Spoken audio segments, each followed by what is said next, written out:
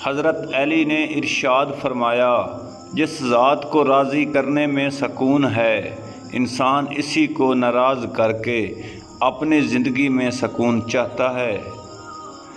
بے فکر ہو جاؤ، اللہ پاک مخلص دلوں کے ساتھ کبھی بے انصافی نہیں کرتے۔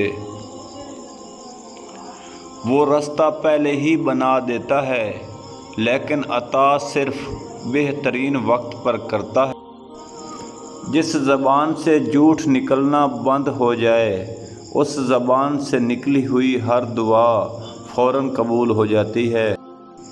نرم دل لوگ ہمیشہ دھوکہ کھاتے ہیں کیونکہ وہ غلط لوگوں پر بھروسہ کرتے ہیں۔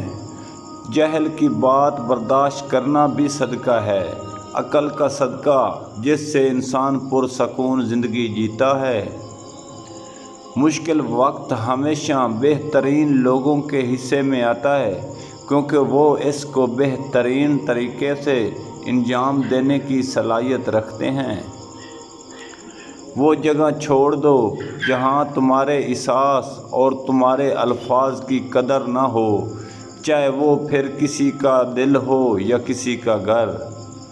کبھی بھی لوگوں کی باتوں سے پریشان نہ ہونا، کیونکہ آپ نے حساب رب کو دینا ہے، ان لوگوں سے نہیں۔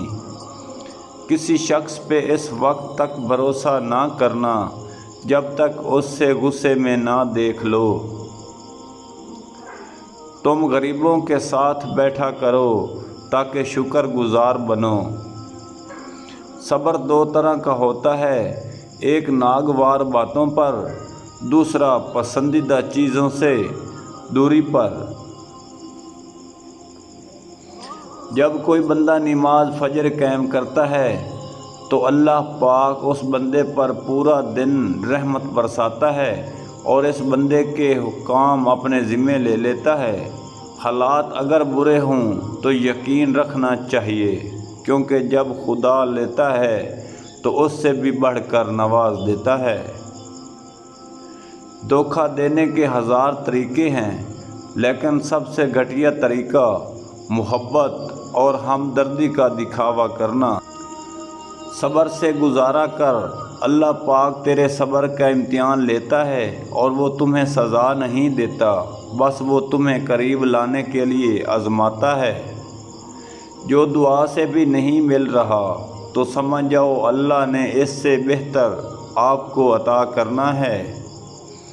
جب لوگ تمہیں تکلیف میں اکیلا چھوڑ دیں، جان لو کہ اللہ تعالیٰ تمہارے کام کا خود ذمہ لے رہا ہے۔ 3 طریقے سے پریشانی خوشی میں بدل جاتی ہے۔ نمبر 1 خاموش رہنا، نمبر 2 صبر کرنا، نمبر 3 شکر گزار کرنا۔